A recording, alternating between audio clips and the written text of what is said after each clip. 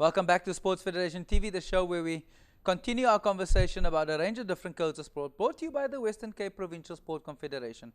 One of the partners and strategic partners of the Western Cape Provincial Sport Confederation is the Department of Culture Affairs and Sport. They were represented at the appreciation dinner by a young man called Paul Hendricks, who's the director for sport development. We caught up with him at the appreciation dinner. Let's take a listen to some of his thoughts on sport and where sport is going. Let's check this out.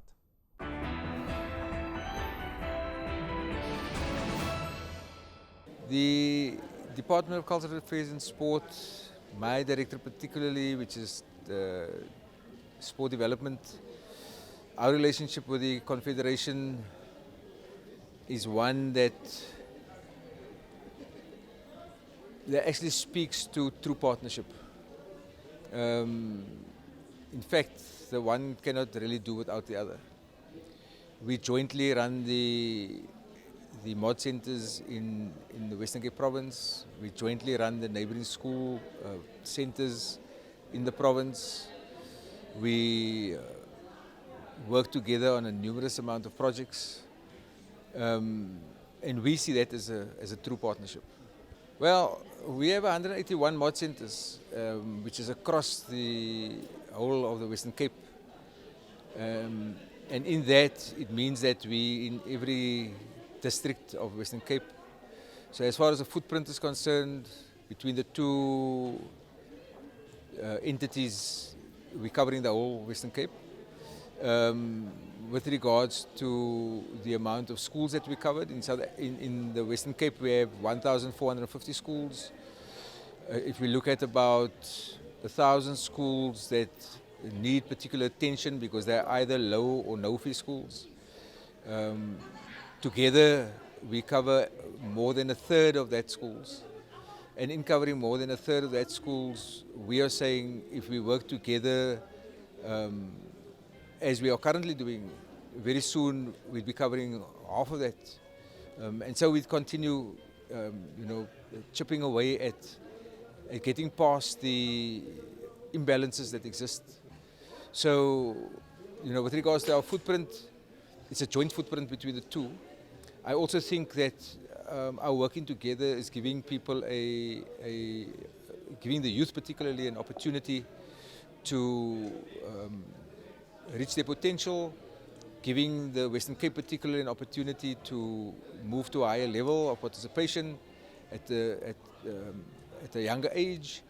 And so, I just think the Confederation is forward-looking. They're placing the province in a position of where the province can one day really own the space of not only mass participation, but also of elite sport. If I look at the experiences that we're having currently with the kids, we need to produce role models firstly. And so the programs that we have jointly with the Confederation has brought about role models within the poorer communities particularly. If I just take the example of softball in the Lavendale area, we know what the role models are like in an area like Lavendale. You have social ills is rife, and the type of role models you have there is a negative type of role model primarily. However, when we look at what has been happening in that area with the focus from the department as well as the focus of the Confederation on a code of sport like softball, these youngsters have benefited from that partnership to the point of where the club in the area, the softball club in the area, Lavendale Softball Club, is self-sufficient. And they have been self-sufficient for the past 5 to 7 years, to the point of where those youngsters are performing at the highest level. In fact, the Lavendale's two pitches are probably two of the best pitches in the country currently, if not on the continent. So they are now acting as role models to the other kids of Lavendale. And so the youngsters are looking up to them, and the growth of softball in the country, in Lavendale area, has been phenomenal. because of these role models, they see these youngsters walking with the Protea blazers. They see the youngsters' attitudes are different, and so they want that. And they see that it can be reached. And because it can be reached, they want to achieve that. So that's but one of the examples of how things have grown. If we look at other areas, if we look in some of our rural areas where we've been working together as well, those youngsters are getting to the point of where they are challenging the metro in certain codes of sport that they never played before. So they're challenging the metro to the point of where more and more youngsters now want to play unknown codes of sports. And your unknown codes of sport in many cases in the rural areas is your baseball, it's your softball, it's your hockey. And suddenly we find that at junior level, they can compete with each other. You know, at junior level, the rural areas in those particular codes of sport are going to still have to grow for a while before they can take you on at senior level.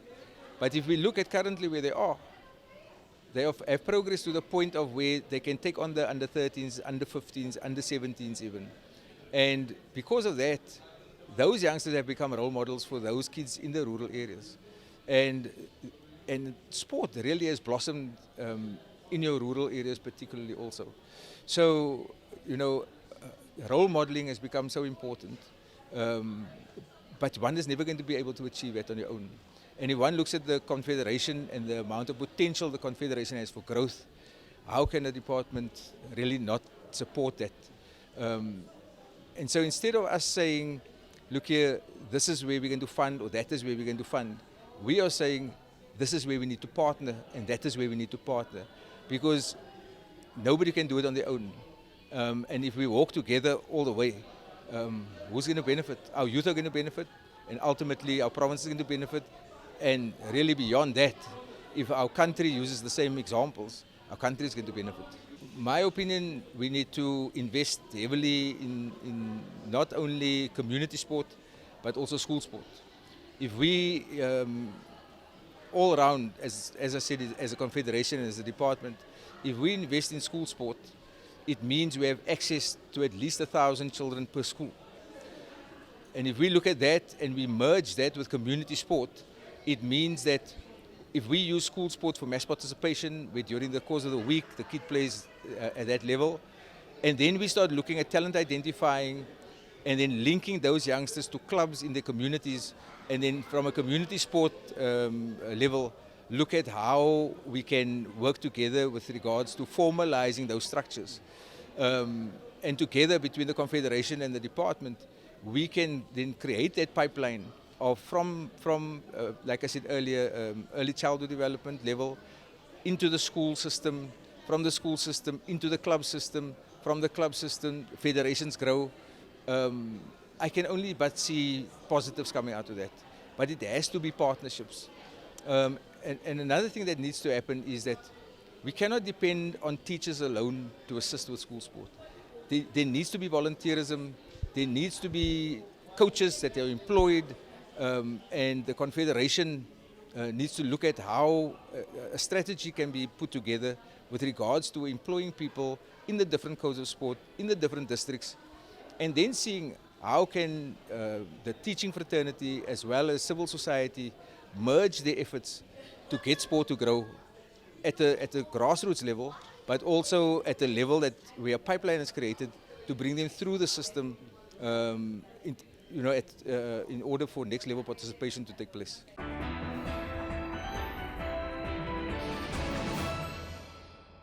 As you can see, Paul has a wealth of knowledge, wealth of influence, and a wealth of expertise that he's gathered over the years that he's been involved in sport. We'll take an ad break and we will showcase some more of the appreciation dinner right after this. See you now.